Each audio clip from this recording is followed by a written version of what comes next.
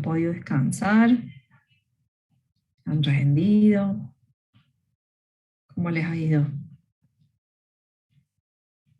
¿Los agarró el COVID? ¿O zafaron? Yo tuve COVID, la pasé encerrada. Empecé ahí una semana antes de las vacaciones y después, bueno, me agarró. Tuve como 2 semanas más, así que no pude hacer mucho. ¿Alguno está con COVID ahora? ¿Tuvo? ¿Cómo lo han pasado?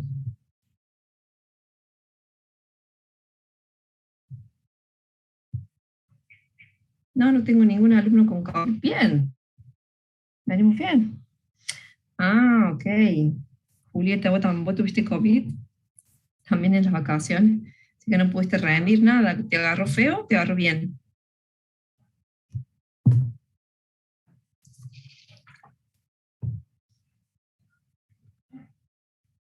El año pasado. Uy, en plenos parciales. Eso sí que está feo. Eso sí. Bueno, igual en cualquier momento que te agarra. Dolor de cabeza, ¿no? En cualquier momento que te agarra, nada, te tenés que aislar, ya sea con dolor o sin dolor, tenés que estar aislado. O sea que ya te impide hacer cosas. Bueno, ahí ya está activado si quieren poner el presente, ya lo activé y además agregué la PPT que vamos a ver hoy. Así que si la quieren descargar, el que quiera. Ay, sin síntomas, qué suerte, Santiago. Bueno, ya estás cubierto. ¿Y se han vacunado? Eso también está bueno. ¿Se han vacunado? Ya a ver si el año que viene volvemos. Bien, ya se están vacunando. ¿Les ha hecho algo la vacuna? Yo todavía no me vacuné. Uy, muchos vacunados. No hace nada, profe, bien. A mí sí me hizo, profe. A mí me tiró Sí, la cama mal. Sí, a mí también, profe. la AstraZeneca esa dicen que es brava, ¿no? Sí, esa es bastante fuertecita. Sí, a mí me dijo mi médico, que además es el director acá del dispensario acá en Montecristo, son los que manejan la vacunación acá, me dijo que solo tenían la AstraZeneca, así que no me vacune hasta que no llegue otra. Porque como a mí me hizo bastante mal el COVID, me dijo, vamos a esperar un tiempo, y si no, bueno, esperar unos 2 meses y ahí vacunarme. Así que sí, sé que es fuertecita. Si hicieron lo de la moneda o el tenedor acá en el brazo, a veces se les pega. Tengo una amiga que lo hizo y le quedaba pegada el tenedor ahí. Profe, ¿y ahora está Bueno, bien? ¿No le quedaron síntomas? no, sí, me quedaron un montón de cosas. Horrible. Vieron que hay algunos que pierden el olfato y el gusto. Bueno, eso es porque el virus te ataca el sistema central, el sistema nervioso central. A mí lo que me dificultó es la memoria a corto plazo, y estuve con otros compañeros míos que también les pasó lo mismo, de olvidarte lo que estás por hacer, de no sé, ir a algún lado y decir que vengo, así de como que te bloquea un poco la memoria, después los vas recuperando. Y sí, por ahí me agarran dolores, dolores de pecho, dolores de cuerpo, como que todavía no estoy bien del todo. Y ya hace 30 días que lo tuve. Pero sí, me dijo el médico que son unos 45 días, como para sentirse bien, y después otro mes más, como para que se terminen de ir todos los síntomas. Así que es un proceso largo. Bueno, vamos a comenzar con la clase de hoy. Voy a compartir pantalla. Hoy vamos a ver la unidad.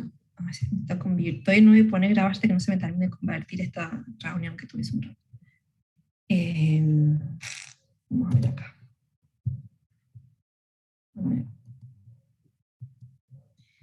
Vamos a ver la unidad número 6. Hoy empezamos con la unidad número 6, que se llama Síntesis de la evolución del pensamiento de la administración. A ver, ¿qué es esto que tiene un nombre raro y medio aburrido? Vamos a ver toda la evolución de la administración, cómo nace todo el proceso administrativo y todos los hechos que van sucediendo hasta el día de hoy, básicamente. Básicamente vamos a ver la historia, cómo se llevan con la historia. ¿Te gusta o no? Depende de cuál, profe. Bien, bro. No, profe. ¿No? Bueno, esta les tiene que gustar. A ver, seguramente que ustedes conocen las historias de su familia, ¿no? No sé, de la historia de su mamá, de su papá, muchos eran hijos de inmigrantes, no sé, se conocieron en tal lugar. Ustedes mismos deben tener su historia con sus amigos, con sus parejas, hechos que fueron ocurriendo en su familia que como que los van formando y bueno, y van haciendo por ahí que hoy estén acá o que no sé, que hayan vivido en otro lugar, que les hayan pasado ciertas situaciones que nos va formando. Bueno, en lo que es la ingeniería industrial pasó igual. Ustedes piensen que esto de algún lado nació. Hace muchos años no existía la ingeniería industrial, no existía la industria, no existía un montón de cosas. Y lo que vamos a ver acá es todos los hechos que fueron ocurriendo y que le fueron dando forma a esto. Por eso vamos a hablar de la revolución industrial, vamos a hablar de las mejoras tecnológicas, vamos a hablar de personajes que fueron claves, como Taylor, como Fayol, como Henry Ford, como Maslow. Bueno, los vamos a empezar a conocer, por eso vamos a hablar mucho de personas, acá vamos a conocer la historia de estas personas. Está bueno, digamos, por ahí para algunos puede decir, hoy estoy medio aburrido, pero lo vamos a hacer mediante video, vamos a tratar de que sea más divertido, para que les quede de una manera un poquito más natural. Esa es la idea. Comenzamos, les muestro, como les muestro siempre que comenzamos una unidad, bueno, los ubico en el contenido de la materia donde estamos. Esta es la unidad número 6, se llama Síntesis de la Evolución del Pensamiento. Nos queda por ver 3 unidades más: administración total, calidad total, planeamiento y control y dirección. Esto la está planificado hasta noviembre y después el segundo parcial entrarían estas 4 unidades. Esta unidad, la número 6, es una de las más largas, nos va a llevar unas 3 clases, porque también quiero que, a ver, la idea es que ustedes que terminemos de ver esta unidad y que ustedes sepan quiénes fueron los fundadores de la ingeniería industrial, qué hechos hicieron, qué aporte tuvo cada uno. Si ustedes lo ven así como una historia, como un cuentito, va a ser más fácil para que lo aprendan y se entusiasmen en conocer de dónde viene todo esto. Cuando yo les diga, bueno, a ver quién es Taylor, quién es Fayol, quién es Gantt, tienen que saber. Bueno, acá, para ubicarlos en el Stoner, en el capítulo 2, que más o menos comienza a partir de la página 30, en la página 60 por ahí del PDF, pueden encontrar ya todo lo que es estas teorías, que se llaman escuelas. ¿Sí? Bueno.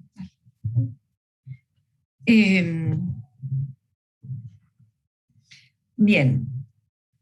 Bueno, acá un poco es una introducción a lo que vamos a ver, que la administración y las organizaciones son producto de su momento y de su contexto histórico y social. Ya cuando empecemos a entrar un poco en la historia van a ver que suceden cosas que a veces si suceden en otros momentos no hubieran dado el mismo impacto, o si no se dieron juntas, tampoco por ahí hubieran tenido esta repercusión. No sabemos qué hubiera pasado, pero el hecho de que sucedieran juntas es lo que va produciendo por ahí estos grandes avances. Un poco del contenido de lo que es esta unidad. Vamos a hablar de las que son las teorías y las escuelas, básicamente, digamos, como para que se ubiquen históricamente.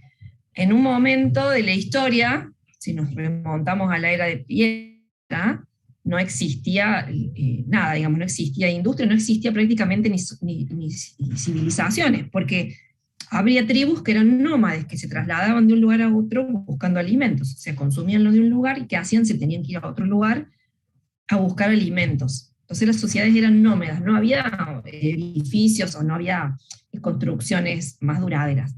Con el paso de los años, estas civilizaciones fueron avanzando y empiezan a incursionar en lo que es la agricultura. Entonces ya Al tener agricultura y ganadería, ya no necesitan estar moviéndose de un lugar a otro, sino que ya se pueden asentar. Y ahí empiezan las civilizaciones. Con esto ya empiezan un montón de cosas que después dan lugar a la primera revolución industrial.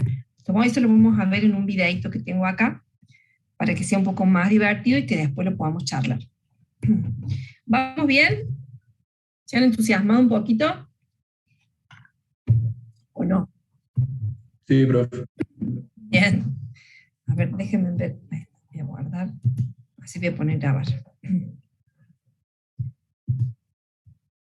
Vamos a grabar en esta computadora. Ok.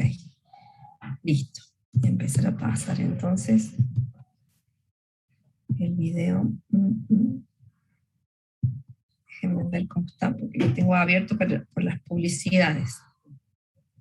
Bueno, voy a tener que ver la publicidad.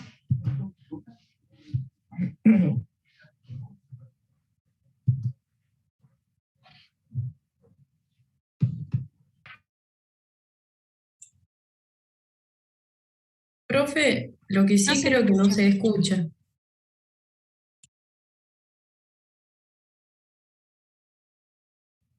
Dame un segundo que cuando puse compartir pantalla, no puse que compartir el sonido. Ok.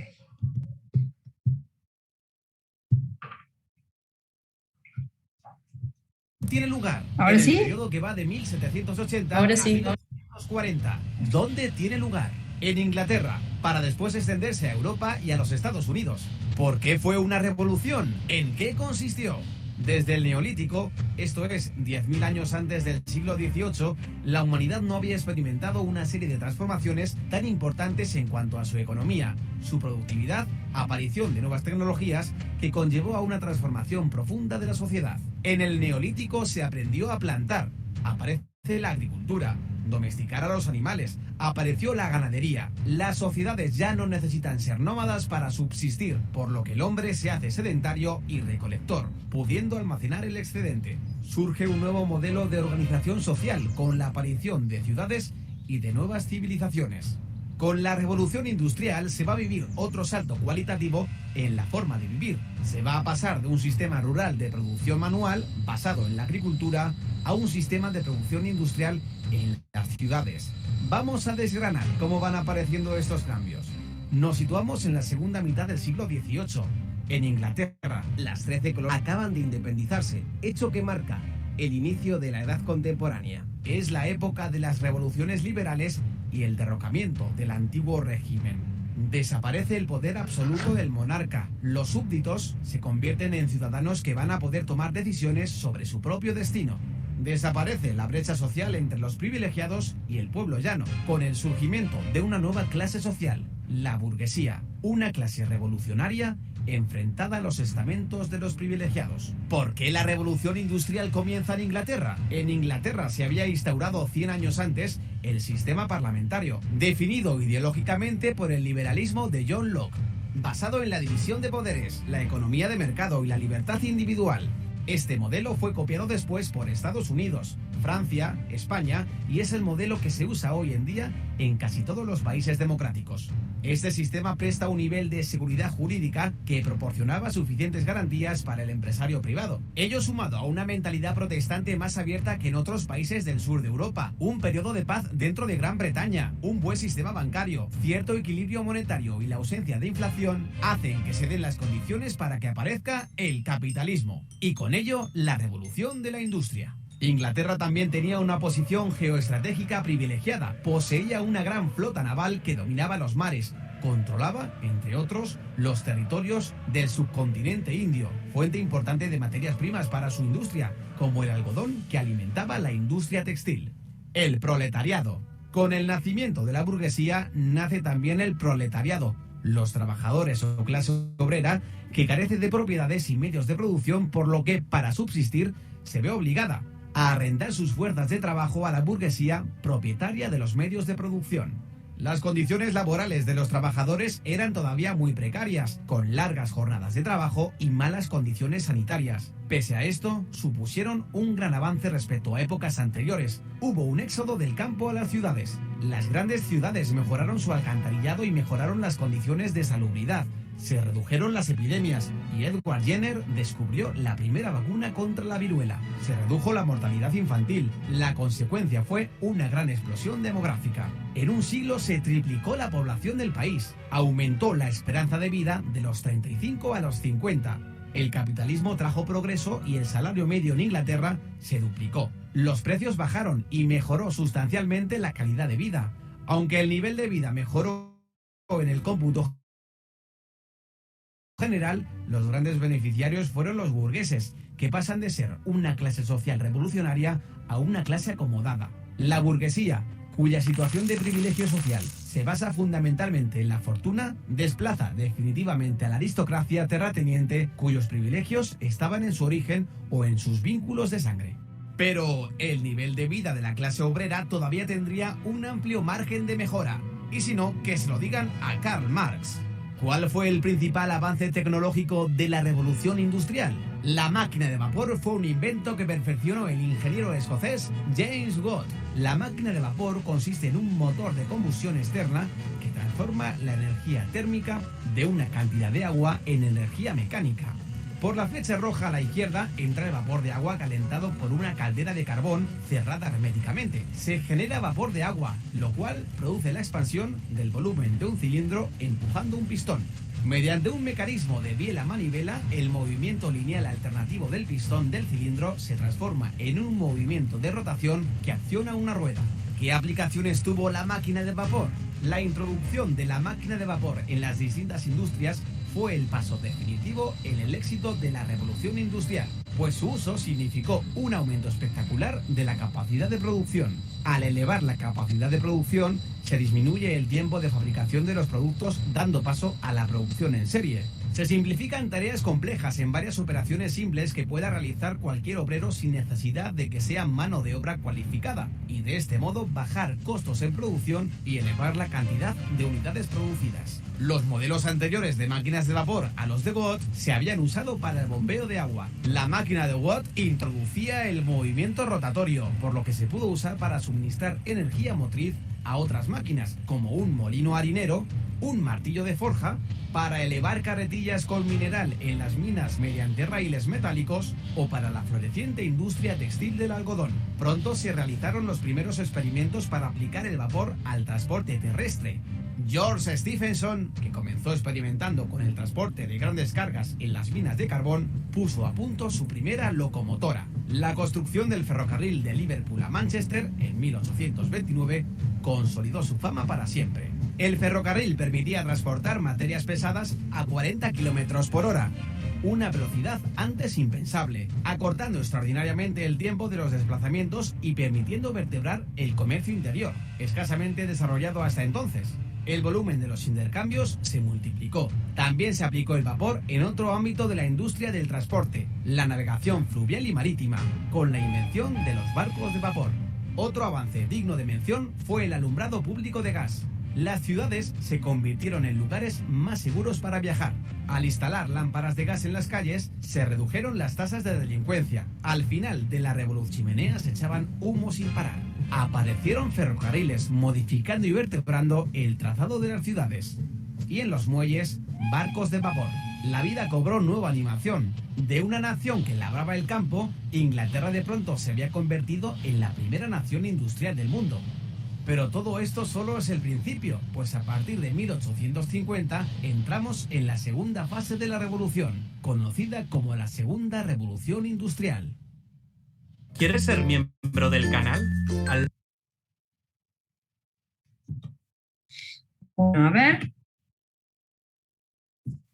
¿qué conclusiones podemos sacar? ¿Qué hechos importantes se fueron dando para llegar a esto de la revolución industrial, que la dividen en dos, ¿no? Como la primera revolución y la segunda revolución? Acá yo le puse las fechas. Es cuando se inventa la máquina de vapor, fue en 1780, y hasta el 1850, 1860 es la primera etapa, que es lo que vimos en el video. Después está la segunda etapa de la revolución industrial, que termina cuando comienza la Primera Guerra Mundial. ¿Qué hechos? A ver, ¿qué hechos son los importantes, los que se van dando para que ocurra esto? La máquina de vapor, el ferrocarril. Bien, Los campesinos se mueven a las ciudades urbanas. bien. Los campesinos que se mueven. La producción en serie. Bien, la posibilidad de la producción en serie. Eso llega un poquito más después, digamos. Ya llega con ya fines del 1800, comienzos de 1900, que ahí ya tiene injerencia Taylor, Ford, Kant. Pero digamos, si no hubiera aparecido la máquina de vapor, o sea, si no hubiera aparecido esta posibilidad, esta nueva fuente de energía que es el vapor, no se hubiera dado este desarrollo, ¿no? Pero fíjense que antes de eso, ¿qué es lo que se tuvo que dar? Que es la primera, digamos, como que es el primer puntapié, es que las civilizaciones dejan de ser nómades, se instalan, empiezan a tener, a aplicar la ganadería y la agricultura. Es como que es el primer hecho, entonces como que se empiezan a conformar estas sociedades. Pero fíjense que también dice algo muy importante, que ¿cuánto era la expectativa de vida que tenían las personas? De 35 años. Sí, 35 años. Y después con la invención de la vacuna y todos los avances médicos pasa 50 años. Igual era muy poco, ¿no? Por eso tampoco las ciudades crecían mucho, porque la gente se moría. Y había mucha mortalidad infantil también. Entonces tampoco había mucho desarrollo, digamos, demográfico. Bueno, y después de esto, cronológicamente, no lo dice en el video, pero era como que el vapor en sí, el vapor como energía, ya estaba, como que hubo una persona, no recuerdo el nombre, que él ya había empezado a utilizar el vapor como metodología de energía, pero no había sido creada la máquina como la crea Watts. Y ese fue como el hecho fundamental. Además, esa máquina fue utilizada en un montón de aspectos industriales, en un montón de sectores industriales, en el textil, en la minería, para lo que es transporte. Y a nivel, también hay algo que es importante, a nivel gobierno, ¿qué pasó? ¿Cuál fue el movimiento a nivel gobierno, a nivel, digamos, sí, líderes, Sacó digamos, el poder la del sector? monarquía. Bien, ¿qué le pasa a la monarquía? La quitan del poder y ponen en el poder un gobierno democrático. Bien, exactamente. Eso, también eso, yo creo que las dos cosas que se hayan dado juntas fue importante. Porque posiblemente si se hubiera creado la máquina de vapor, pero estando en el gobierno la nobleza, los reyes, los monarcas, digamos, no les hubiera a ellos movido un poco, no les hubiera hecho, digamos, ellos hubieran seguido teniendo la misma vida que tenían. Pero ¿qué pasa? Estaba la otra clase, que era la clase trabajadora, y dentro de la clase trabajadora la clase más alta era la clase burguesa, que eran los dueños por ahí de las tierras o los dueños de los comercios, y esta clase era una clase muy ambiciosa. Entonces ellos son los que llevan adelante la revolución, porque ellos vieron que sí podían ganar mucho dinero y ganar mucho terreno, en poder, en riquezas. Entonces ellos son los que ayudan a este, o impulsan un poco este derrocamiento del sistema monárquico y se imparte el sistema democrático. ¿Conocen algo de la Revolución Francesa? ¿Qué sucedió en Francia? Porque esto, ¿dónde ocurre todo esto que vimos en el video? En Inglaterra. En Inglaterra, claro. Y Francia estaba transcurriendo algo similar. ¿Alguien conoce lo que fue en Francia, digamos, paralelamente? Yo acá les dejé un video, después si lo quieren ver. No lo vamos En a ver Francia, ahora, pero acá. Sí. Se toma la Profe, creo que lo que había pasado es que habían tomado no sé si era la cárcel de Bastilla o no sé, que habían tomado las armas, Sí. la Por gente, eso. Ujú. porque se había hartado del gobierno, de la monarquía. Bien. Pero antes, para tratar de solucionar el problema, habían casado a la princesa de Francia, no sé si con el príncipe de Austria, pero no sé, pero sí sé que pasa una revolución así, que toman las armas de Sí, la cárcel y matan a todos. sí. Bueno, es como que si ustedes miran también la historia, ¿por qué Inglaterra pudo desarrollarse más rápido por ahí que Francia? Porque Francia tenía un conflicto interno, o sea, estaba solucionando sus conflictos, tenía un quilombo, digamos, interno a nivel gobierno que no lo pudo resolver tan rápido como Inglaterra.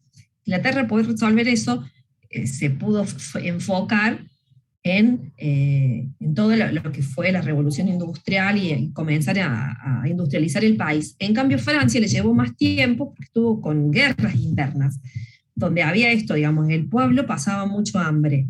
Estaban en el gobierno, estaba María Antonieta y Luis XVI. María Antonieta era la princesa de Austria y Luis XVI.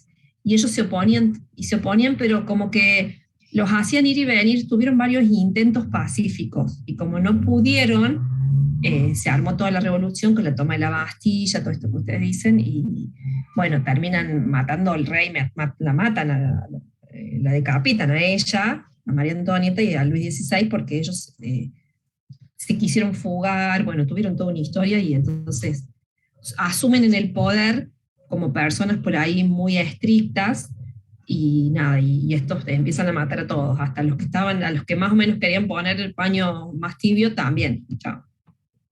Mataron un montón de personas. Y por eso a Francia le llevó un poco más de tiempo industrializarse. Fíjense, miren lo importante también de estos hechos, ¿no? Porque si ellos hubieran sabido adaptarse más, por ahí hubieran sido potencia ellos y no tanto Inglaterra. ¿Y qué otros países también siguen en esta revolución? ¿Cuáles son los primeros países que menciona ahí en el video? Estados Unidos. Estados Unidos y España. También España viene más atrasado, pero también son como los 4 primeros países que se desarrollan industrialmente. Y después todo eso se lleva al resto de Europa. Y bueno, creo que el hecho fundamental fue cuando se inventó la locomotora a vapor, bueno, porque eso, imagínense, dio posibilidades a un montón de transporte de grandes cantidades. Hasta el día de hoy se usa el ferrocarril como medio de transporte para cosas pesadas. Entonces fue como que se fueron dando, fíjense, todas estas cosas muy importantes que sucedieron en poquísimo tiempo. Estamos hablando en 100 años, más o menos, que se dieron, o menos, 70 años, 80 años, y fue un cambio muy grande. Estoy hablando de la primera revolución industrial. Y a partir de ahí comienza la segunda revolución industrial, porque se empieza a fabricar el acero, que el acero es un derivado del hierro. Y además aparece la electricidad, que es otra forma de energía. Y con esto viene otra revolución industrial. ¿Sí? Acá les dejo hechos fundamentales, como para que ustedes vean una línea del tiempo de lo que fue la revolución industrial, todos los acontecimientos más importantes. Y acá ustedes tienen en el Stoner, si quieren leer, pero acá les dejo esto que está un poquito más resumido y está bien focalizado: es primera revolución industrial, segunda revolución industrial, y todo lo que fue sucediendo. Voy a poner más grande. Profe, Y todo ¿puede lo- mover la sí. ventana de chat que nos o sea, por lo menos me tapa la filmina, digamos, un poquito? Ok, siempre tuve dudas si ustedes la veían o no, no sabía que ustedes, pensé que no la veían. O sea, vemos un cuadro azul en realidad. No se ve el chat. Ok. Mm. Y arriba, cuando a mí le sale también el menú del Zoom, arriba. Sí, recién Sí, nos pero es salió. la primera vez que sale. Normalmente no suele salir. Ok. Yo por eso por ahí no lo toco para no molestar, pero por ahí necesita. Bien. Bueno, todo esto lo dejo para que ustedes lo lean. Lo que pasemos a la primera escuela. A ver, como para seguir contando la historia. No existía ninguna máquina, digamos, la energía proveía de las personas y de los animales. De pronto se descubre la máquina de vapor, y con esto trae un montón de creaciones nuevas y posibilidades nuevas. Y esto da inicio a un mundo nuevo, podríamos decir. Un montón de personas que dejan de trabajar en la agricultura, porque la agricultura ya también se moderniza, ya no necesita tanto mano de obra, entonces hay una gran migración de personas del campo hacia las ciudades. Empiezan a crecer las ciudades, empiezan a crecer las industrias, ¿y qué es lo que pasa después? Empieza a haber demanda de mano de obra. ¿Y cuál era la mano de obra? ¿Qué tipo de mano de obra se conseguía en ese momento? Y la de la agricultura y ganadería. Claro. ¿Y esa era una mano de obra capacitada o no? Física. ¿Cómo? Física. Claro, una mano de obra por ahí más entrenada en la parte física, pero que nunca había trabajado en una máquina, que de hecho ni siquiera vivía en la ciudad. O sea, fue todo un cambio. Y en todo este vorágine, y aparte que también las ciudades empiezan a crecer, y cuando crecen las ciudades, ¿qué es lo que aparece? Demanda. Y la demanda es, nada, dinero disponible que está ahí para que el primero que pueda vender gane dinero, es básicamente eso.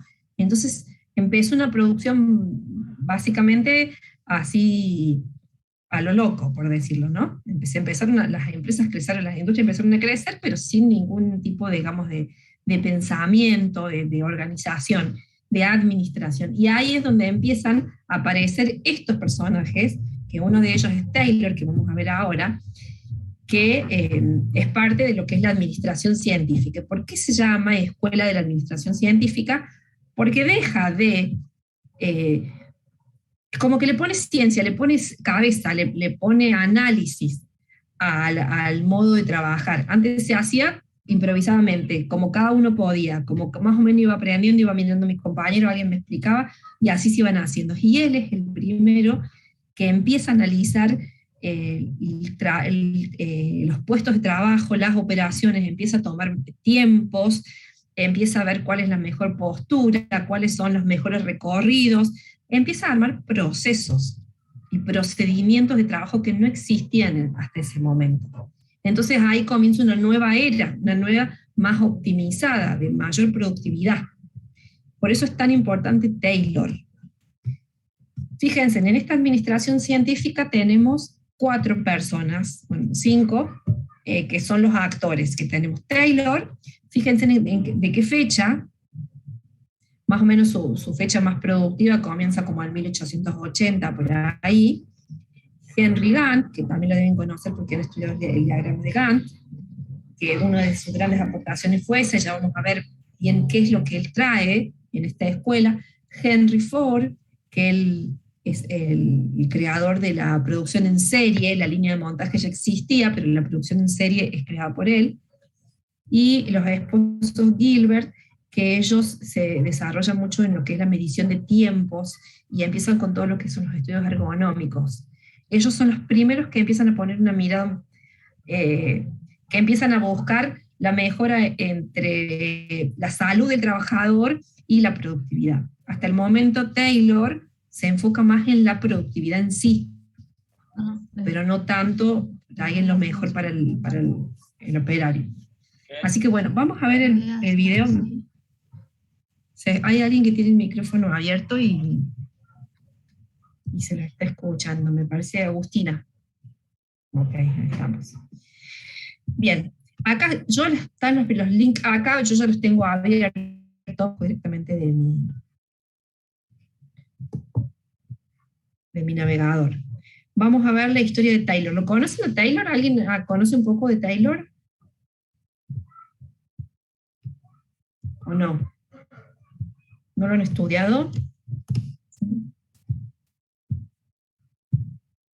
¿No? Sí, profe. ¿Sí?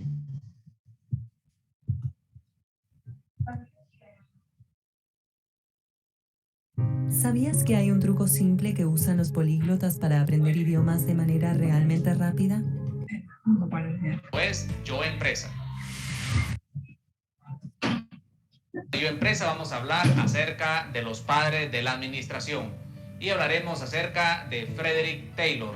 el cual es conocido por sus grandes contribuciones a la teoría administrativa, específicamente en el método científico o en la administración científica, en sustitución del trabajo empírico. Así que hoy en Yo Empresa hablaremos entonces del padre de la administración científica, Frederick Taylor.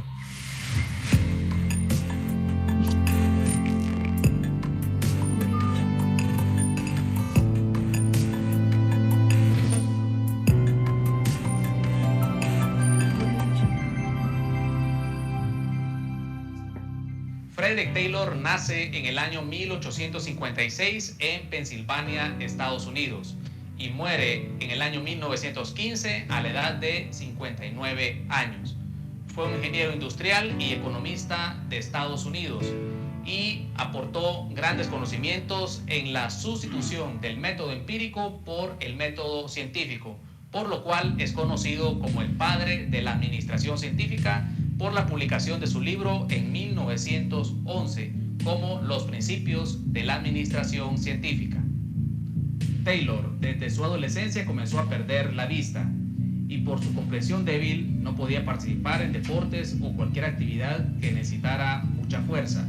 Eso lo marcó de por vida, por lo que se dedicó a estudiar el esfuerzo físico, los movimientos, los lugares de trabajo para obtener información e incrementar la eficiencia en cualquier actividad, tanto en el deporte como en la producción.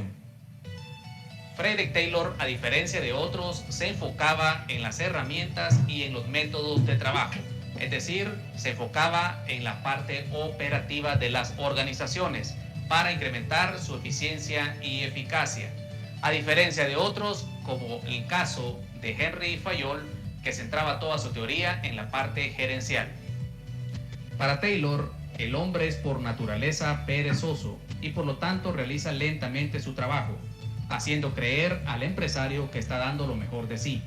Por ello, se deben medir los tiempos y los movimientos de estos trabajadores para estudiarlos y encontrar la mejor combinación de movimientos musculares para elevar la producción y también dar uniformidad a los procesos, lo que no ocurría en el antiguo sistema empírico.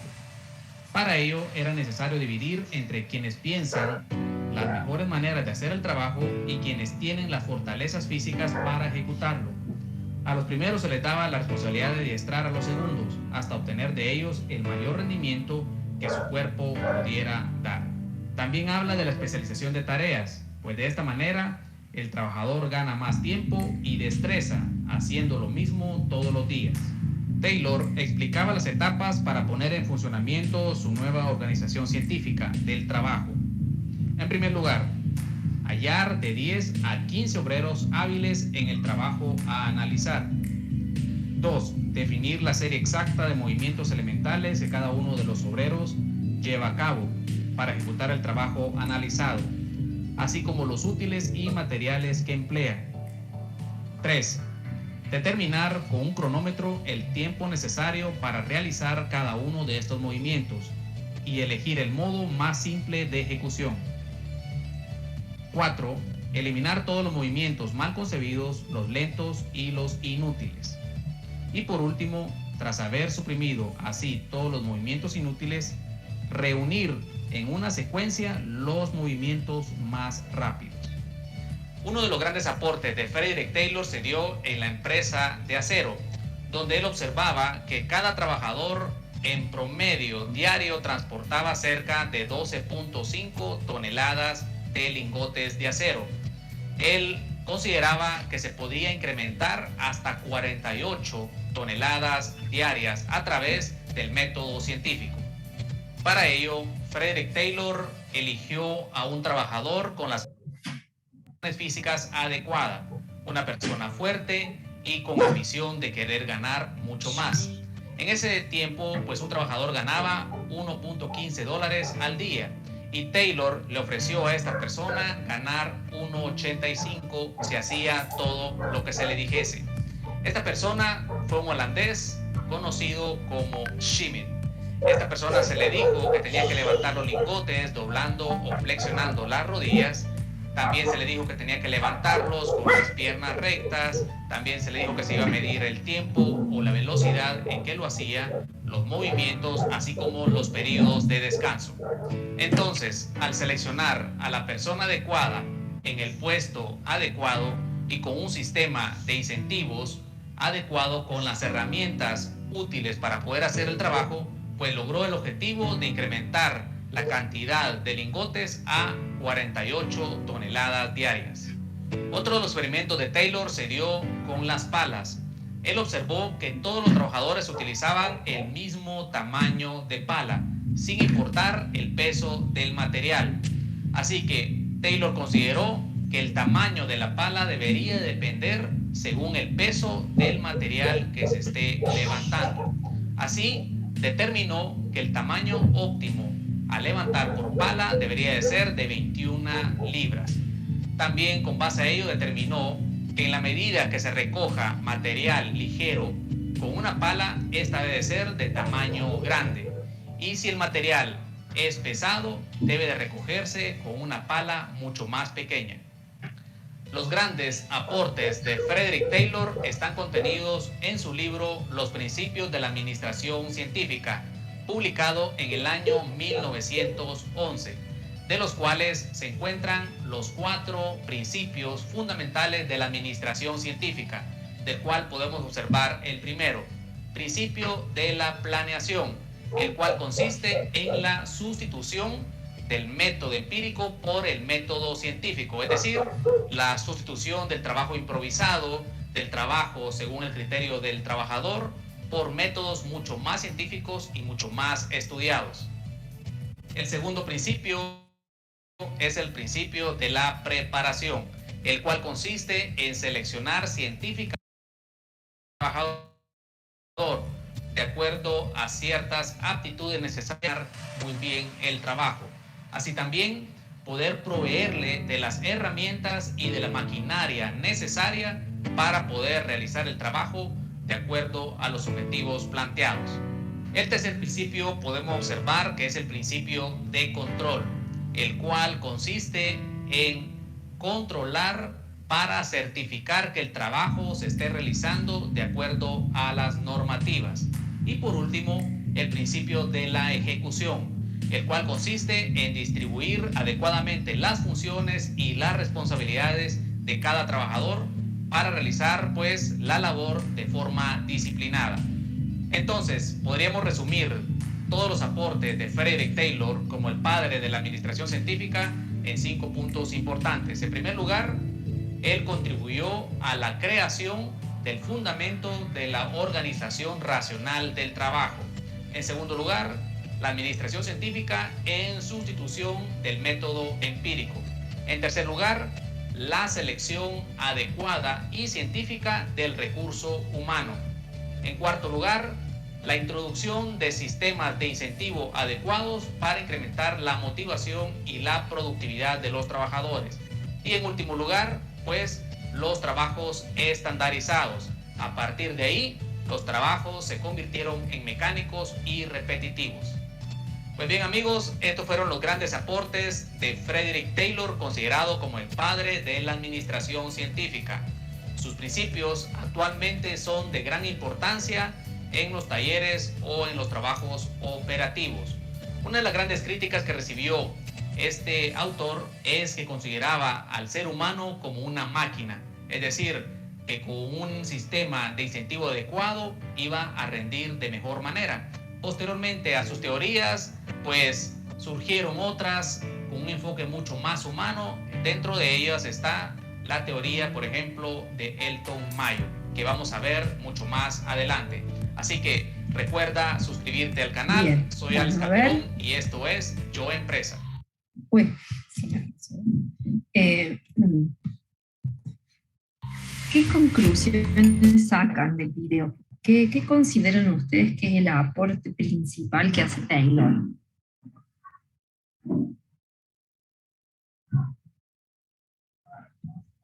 Organizar para que sea mejor y más eficiente. Bien, organiza. ¿A qué te referís con organizar? ¿Qué organiza? ¿Qué es lo que él organiza? de producción, o sea, los trabajadores, no sé. Bien, bien. Él pone foco en una cosa, porque esa es importante que lo tengan claro, porque esa es su principal diferencia con respecto a Fayol. Y es por ahí lo que... Fíjense que él es el primero que mira el puesto de trabajo. Hasta ese momento no existía nada, no existía nadie que hubiera pensado, intentado mejorar el puesto de trabajo, mejorar la productividad. Él es el primero que empieza a gestionar estas cosas. ¿Algo más que ustedes quieran que les haya llamado la atención?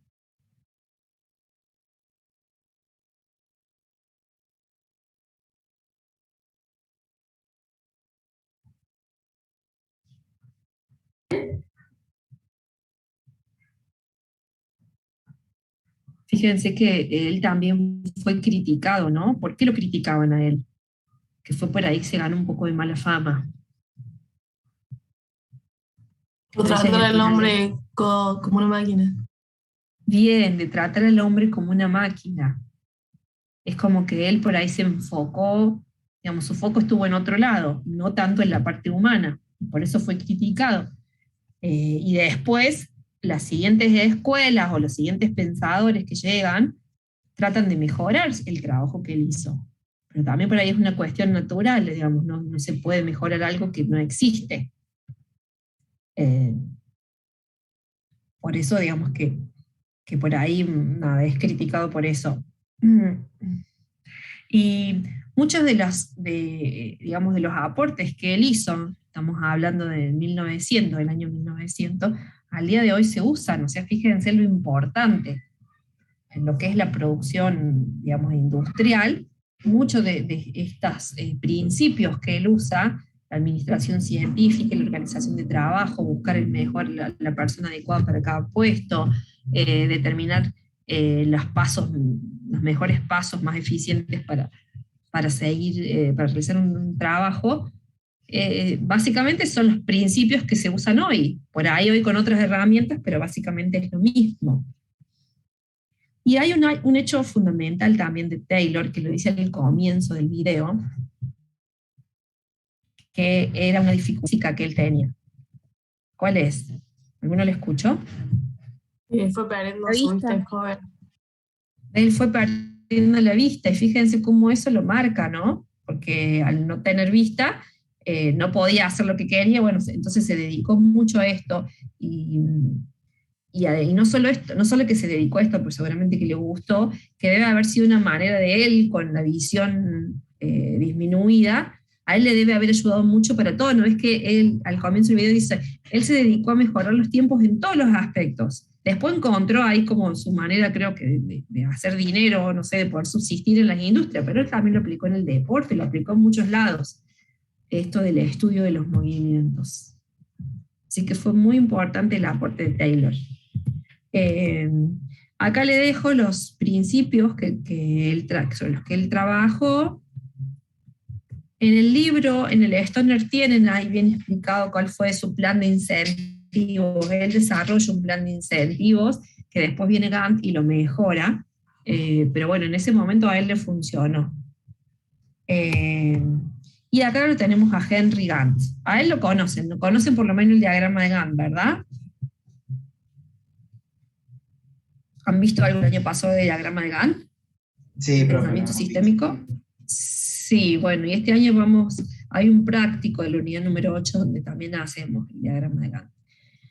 Henry Gantt es discípulo, podríamos decir, de Taylor, trabajaron juntos muchos años, pero a él se lo llama el padre de la gestión. Taylor, Fayol y Ford son como los padres de la ingeniería industrial.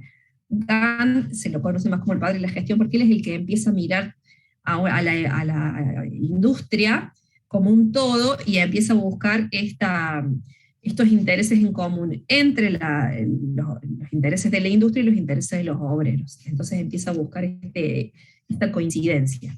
Y por eso es por ahí un poco más recordado por ese aspecto. Un video de Gantt, que es muy cortito, como para que conozcan un poquito lo que hizo Gantt.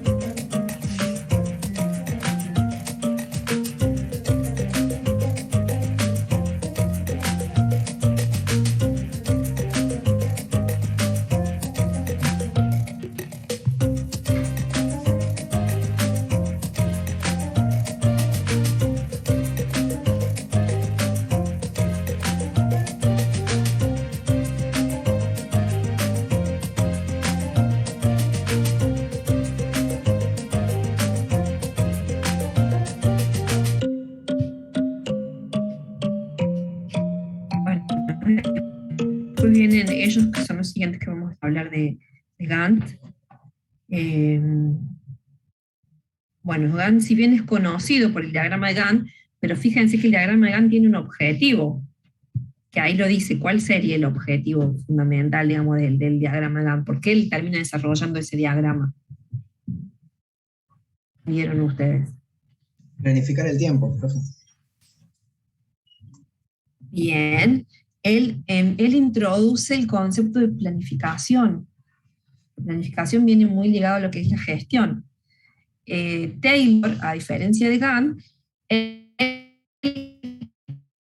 quiere mejorar la productividad, o sea, él el hacer, y en cambio Gantt va sobre todo lo que es la estrategia, la planificación, adelantarse. Ella empieza con esa mirada, ¿no? de mirar y de unir todas las partecitas de un proceso y de ver cómo poder hacer, ¿no? de que haya un mejor ambiente laboral, de que los operarios también se sientan mejor, no generen este esfuerzo extra, porque también empiezan a aparecer todos estos problemas de los desgastes físicos, enfermedades laborales, empiezan a aparecer los sindicatos, hay huelgas, empieza a haber también todo un conflicto. Imagínense que de pronto nada de esto existía, de pronto las empresas se llenan de gente, y empiezan a aparecer un montón de cosas que se van solucionando al transcurrir de que van apareciendo, básicamente. Post-mortem, como se dice. Y bueno, básicamente el aporte fundamental de Gantt es es la mirada de la planificación. Por eso cuando veamos en la unidad número 8, que se llama planificación y control, vamos a ver el diagrama de Gantt en profundidad. Y después tenemos este matrimonio, que es fantástico la aportación que hacen, que hasta el día de hoy también se usan muchas de las cosas que ellos hacen. Ellos se dedican a estudiar los movimientos, ellos hacen exclusivamente el estudio de movimientos. Ella era psicóloga antes de conocerlo a él, y después cuando lo conoce y se casa, bueno, ella empieza a estudiar ingeniería, se recibe ingeniería industrial, y entonces tenía esa mirada de la psicología más la ingeniería, entonces lo que logran entre los dos es increíble. Crean industrias, crean consultoras, escriben libros, bueno, el aporte de ellos, y que hasta el día de hoy siguen siendo referentes. Vamos a ver el video sobre los Gilberts.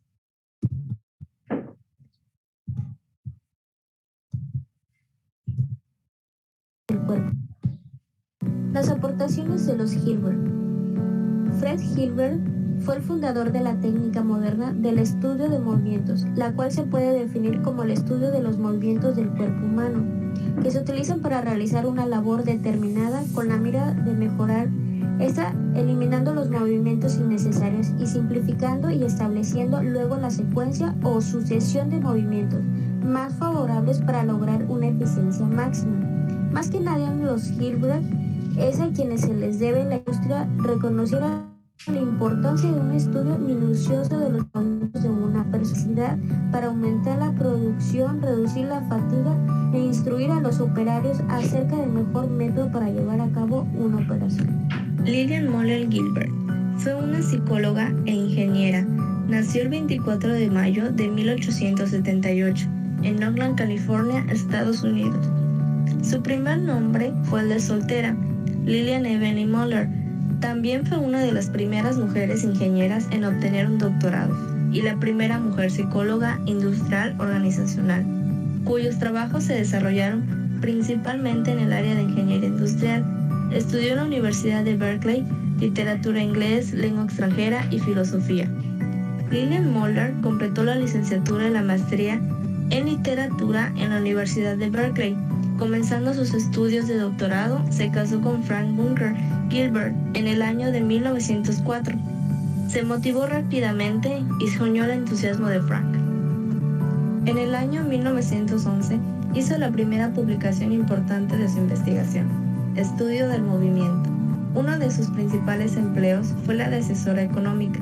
Trabajó con su esposo en la dirección de la empresa Johnson & Johnson, llevando a cabo dos estudios diferentes, de tiempo y movimiento sobre la fatiga. Más adelante se llamó ergonomía. Con eso buscaba mejorar la eficiencia industrial y encontrar la manera de eliminar el tiempo perdido. Después de la muerte de su esposo, en 1924, Lillian Moller Gilbert asumió la presidencia de su empresa de consultoría y se mantuvo activa en la investigación, la docencia y la escritura. Ocupó cargos docentes en distintas universidades. Formó parte del Comité de Emergencia para el Desempleo y creó un programa nacional llamado Compartir el Trabajo. Durante la Segunda Guerra Mundial, trabajó como consultora para el gobierno. Lillian también inventó varios objetos como el cubo de basura de pedal y los estantes de la puerta de la nevera. Reconocimientos y homenajes. Es conocida como la madre de la gestión industrial y la primera dama de los Estados Unidos de América de la ingeniería. Fue la primera psicóloga en obtener un sello con su propia fotografía y también ser miembro de la Sociedad Industrial de Ingenieros. Tuvo también 20 premios honoríficos. Como homenaje existen varias exposiciones permanentes en una sala dedicada exclusivamente al matrimonio Gilbert. En el Museo Smithsonian en Washington, en la sección de Historia Americana, y su retrato cuelga en el National Portrait Gallery, Salón de la Fama Nacional de Mujeres. Lillian Moller falleció el 2 de enero de 1972, a los 94 años de edad, en Arizona, Estados Unidos.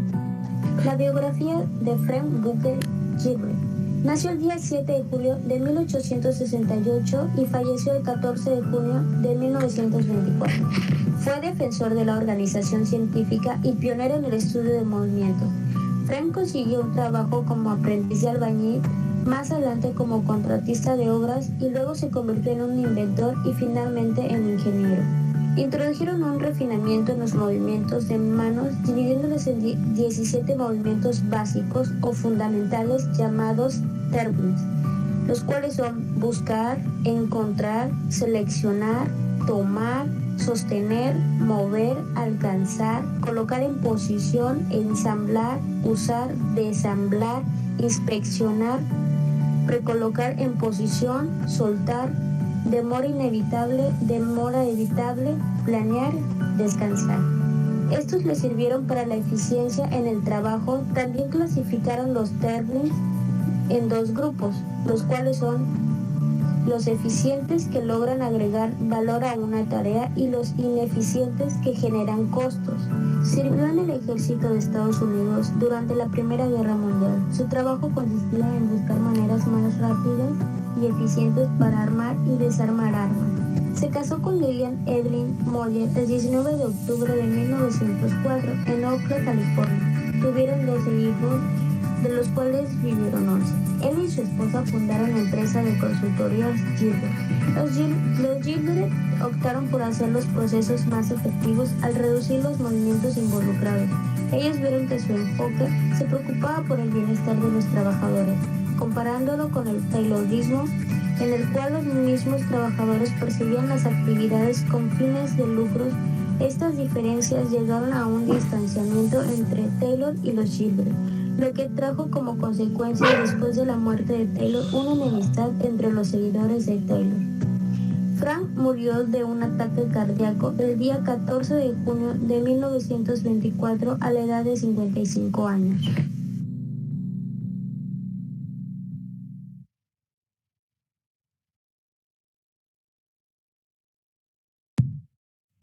Bueno, a ver, ¿qué les parece la vida de ellos dos y los aportes? Intenso, ¿no? Todo lo que hicieron. Hechos para destacar, que les haya llamado la atención.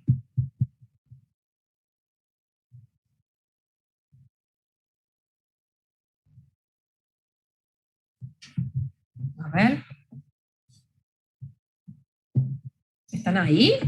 ¿Se fueron?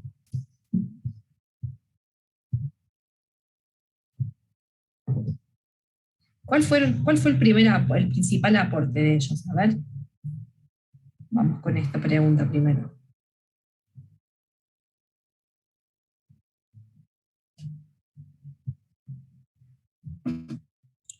Reducir los movimientos, profe. Bien, reducir los movimientos. Fíjense en esta parte del video que pasa, que están como poniéndole un sello a unas estampitas, y que primero, no sé si ustedes llegaron a ver cómo va cambiando, lo muestran en 3 etapas. Como que el primero lo toma, lo apoya, aprieta y lo deja. Y bueno, y hace el segundo, lo saca acá y lo va pasando, y ya es mucho más rápido. Y el tercero es veloz, como es el mismo. Y ahí, bueno, sale el cartel de la mejora de los procesos, mejora de los tiempos. Digamos, ellos se dedicaron a eso, a estudiar los movimientos, a estudiar los tipos de movimientos que existían. Los clasificaron en aquellos que eran productivos o efectivos y los no efectivos. Entonces se supone que unos tienen que aumentar y los otros tienen que disminuir. Y bueno, y en base a eso fueron haciendo todos sus análisis, todos sus aportes. Además de que, bueno, hicieron un montón de cosas, trabajaron en grandes empresas, que ella es como que es la madre de la ingeniería industrial, se podría decir, es la primera mujer ingeniera industrial y que da clases y escribe libros, o sea, también es una referente. No sé si escucharon cuántos hijos tuvieron. ¿Escucharon esa parte? 12 puede ser. 12 hijos, de los cuales viven 11. Así que, no sé, imagínense hacer todo eso y además tener 11 hijos y criar 11 hijos y tener 12 embarazos, ¿no? Porque tuvo 12 ella. No sé en qué momento hizo para hacer todo eso. ¿Y qué inventos hizo ella además de estos movimientos, del estudio de movimientos? Menciona dos inventos, 2 aportes que ella hizo a nivel doméstico. ¿Alguno lo escuchó? Un andamio, ¿no era para que puedan caminar los obreros? Tachito de basura con el pedal y los estantes de la heladera. Bueno. El tachito de basura con el pedal, digamos, y los estantes de las puertas de la heladera. Sí. Fíjense qué importante, ¿no? Que yo creo que esto por ahí viene también un poco de la mano de que ella, nada, tenía que optimizar todos los tiempos, ¿no? Porque tenía un montón de hijos y seguramente que quería hacer un montón de cosas, de haber sido una mente brillante, y eso también muchas veces es un incentivo, ¿no? Para lograr estas cosas. Increíble. Bueno, ¿algo más que hayan visto que les llamó la atención? A mí, si yo veo todos estos, y sí me da como la cosa de que muchos murieron tan jóvenes. Todos antes de los 60 años. Él no sé bien cuántos años vivió, pero sí, todos mueren muy jóvenes. Taylor murió a los 59 años. Muere un día después de cumplir los 59. Todos así muy, muy jóvenes. Como que la expectativa de vida no era muy, muy alta, ¿no? ¿Qué hubiera sido si estas mentes hubieran vivido más años? Como por ejemplo, como Lillian, que ella vive 92 años, 94 años. Bueno, acá tenemos los movimientos. Fíjense, lean esta palabra, saquen la S y leanla de acá, de la G para acá. ¿Qué dice?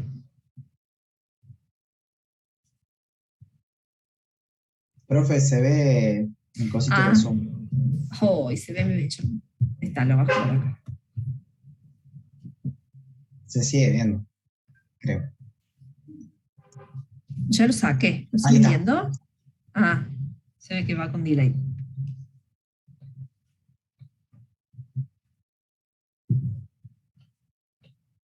¿Qué palabra es? Sin la S, ¿no? De la G para acá. Es el apellido, pero al revés. Sí, exactamente, es el apellido. Ellos le ponen a su movimiento su apellido, pero al revés. Es una manera fácil de acordarse, ¿no? Bueno. Y por último, tenemos... ¿Explica algo, profe, así escrito como está? ¿O es simplemente No, es el apellido de ellos, nada más, digamos. Ellos le pusieron a sus movimientos, le pusieron su apellido, pero al revés. En vez de ponerle el movimiento de los Gilberts, le pusieron los Dave, no sé cómo se... O sea, le pusieron su apellido al revés. Nada más, no tiene ningún significado, pero por ahí es una manera fácil de acordarse cómo se pronuncia. Bueno, y después tenemos a Henry Ford. ¿Conocen algo de Henry Ford? ¿Qué hizo Henry Ford? El apellido Ford, seguramente que sí le suena, ¿no? ¿La producción en serie? La producción en serie, pero Henry Ford es dueño ¿de qué? Una empresa de autos. Claro, de la Ford, de la empresa Ford. Él es el fundador, dueño y fundador de la empresa y creador de la producción en serie. Vamos a ver el video de Henry Ford, que también tiene una vida bastante intensa. Acá tienen el link. Y a ver, acá tenemos Aaron Ford.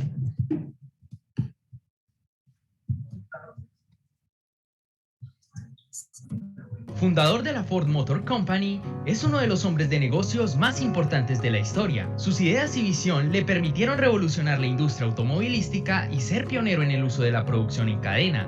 Llegó a ser uno de los hombres más ricos de Estados Unidos y a lo largo de su vida registró 161 patentes. Era un empresario con una visión global, a pesar de que su educación fue bastante precaria. Henry Ford nació en julio de 1863, en una granja, en el seno de una familia pobre, en un pueblo rural al oeste de Dearborn, Michigan. Desde muy chico, Ford sintió una gran atracción por las máquinas. Durante el verano de 1873, Henry vio por primera vez una máquina autopropulsada, una máquina de vapor estacionaria que podía ser usada para actividades agrícolas. El operador, Fred Reading, la había montado encima de ruedas a las que había conectado mediante una cadena. Henry quedó fascinado con la máquina y Reading, durante el año siguiente, enseñó al joven cómo encender y manejar el motor. Ford dijo más adelante que esta experiencia fue la que le enseñó que era por instinto un ingeniero. Algunos años más tarde, el adolescente Ford aprendió a arreglar relojes y a los 15 años se ganó una gran reputación en su zona, luego de reparar docenas de relojes para sus vecinos. En el año de 1876,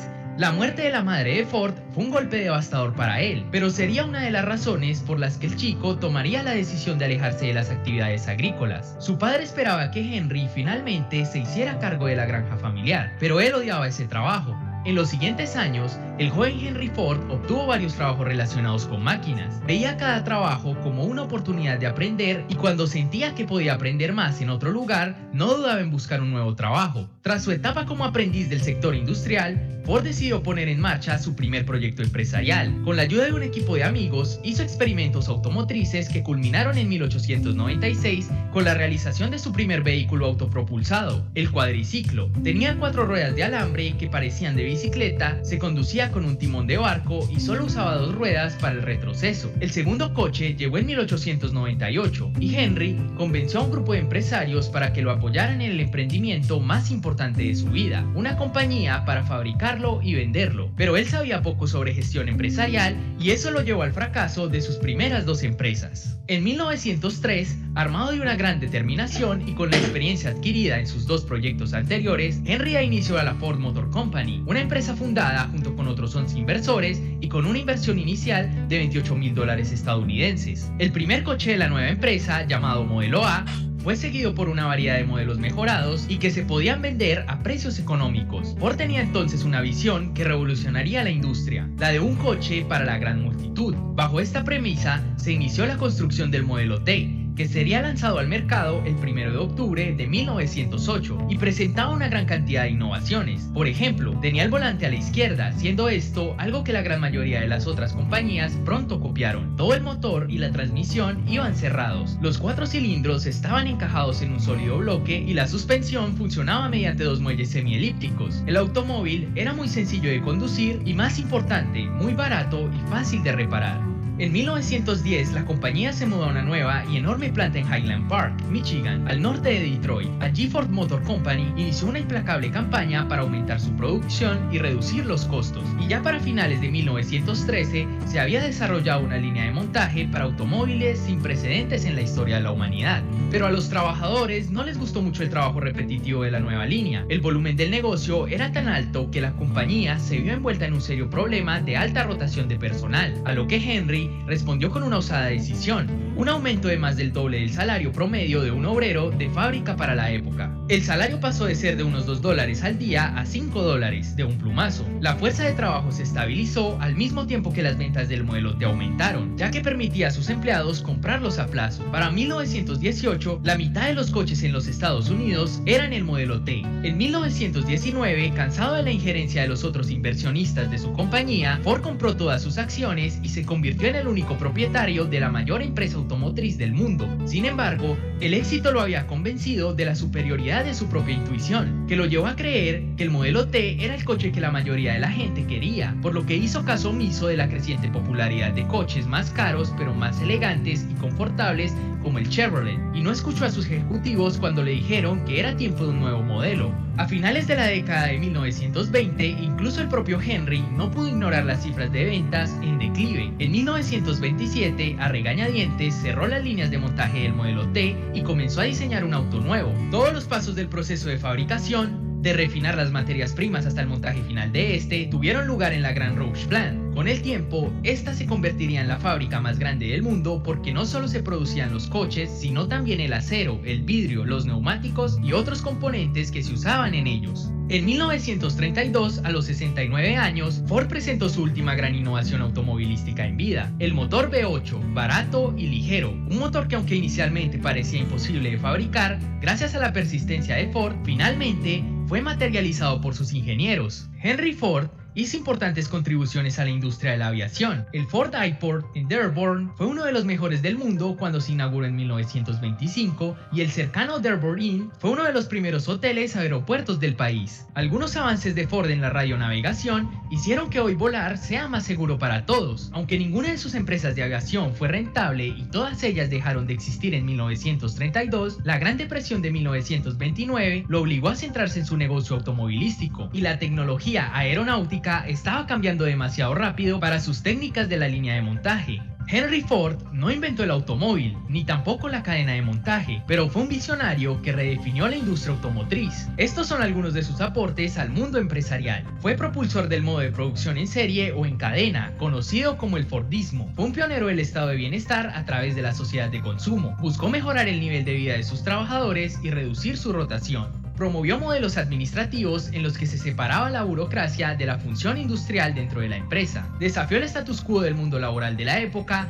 implementando la semana laboral de 40 horas e incrementando significativamente el salario de sus trabajadores. Aunque muchas de estas innovaciones de Ford fueron criticadas y cuestionadas en su momento, más tarde se convertirían en el referente para otros empresarios de la época. En contraste con su tremendo éxito empresarial, Ford tuvo una faceta oscura, usando su poder y su dinero para difundir mensajes antisemitas que fueron inspiración para movimientos de extrema derecha, como el nazismo en Alemania. Además, se le acusa de haber apoyado y financiado a Adolf Hitler para que sus ideas se pusieran en marcha. En conclusión, Henry Ford fue un hombre visionario, revolucionario y poderoso que con sus luces y sombras marcó un antes y un después de su paso por este mundo. Su aporte al mundo empresarial abrió pasos a una nueva era, masificando la producción industrial y construyendo un legado que trascendería a través del tiempo. Ford muere el 7 de abril de 1947 a la edad de 83 años, pero su nombre quedaría escrito en la historia para siempre. Si el video te gustó, por favor dale like y suscríbete para seguir. Bueno, a ver, Henry Ford. ¿Qué les pareció la vida de Henry Ford? ¿Cuáles son sus principales aportes? Revolucionó la industria automotriz. Exactamente. Él hizo masivo la industria automotriz. Él lo hizo masivo. ¿Qué más? El incremento salarial y las condiciones laborales de los empleados. Él se anima a eso, ¿no? A desafiar, miren, más del doble les empieza a pagar cuando empieza a ver que había mucha rotación.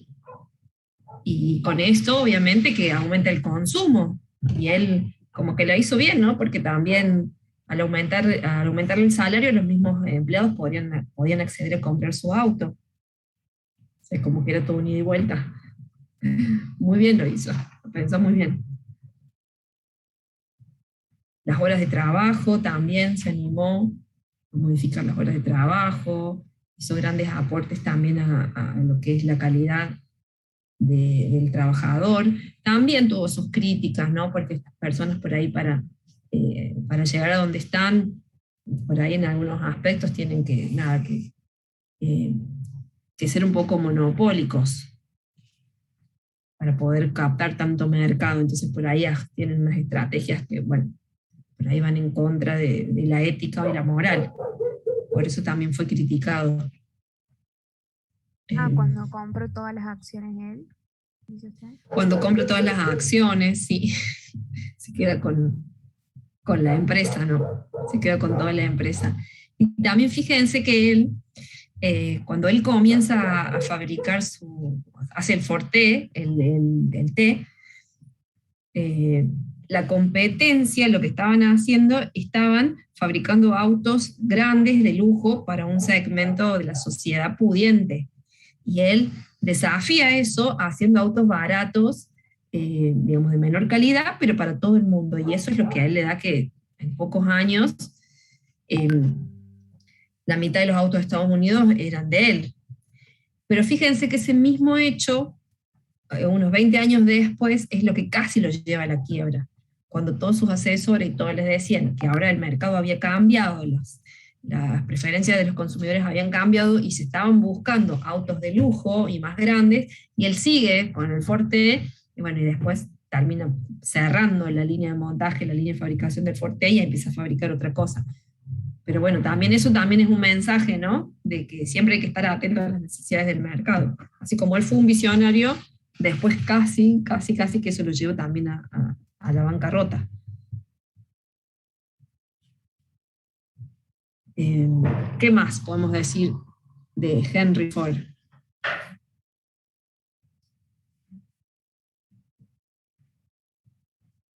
Trató de meterse en la industria aeronáutica, pero no pudo. Es como que su línea de montaje, por lo que dice ahí, digamos, sus principios estaban muy, muy enfocados en lo que era la industria de los automotores, de los autos, y bueno, no tuvo éxito. Debe haber perdido mucha plata, porque por lo que dice ahí, creó varias empresas de aviación y hizo aportes, pero bueno, no llegó a tener el éxito que tuvo. Sí. También con la crisis del 21, el crack, no tuvo que dejar eso. Sí. También con la Gran Depresión del 29, sí. tuvo que, bueno, no era un buen momento tampoco para invertir. Después, cuando él fallece, él tiene un hijo y queda su hijo a cargo de la empresa de Ford.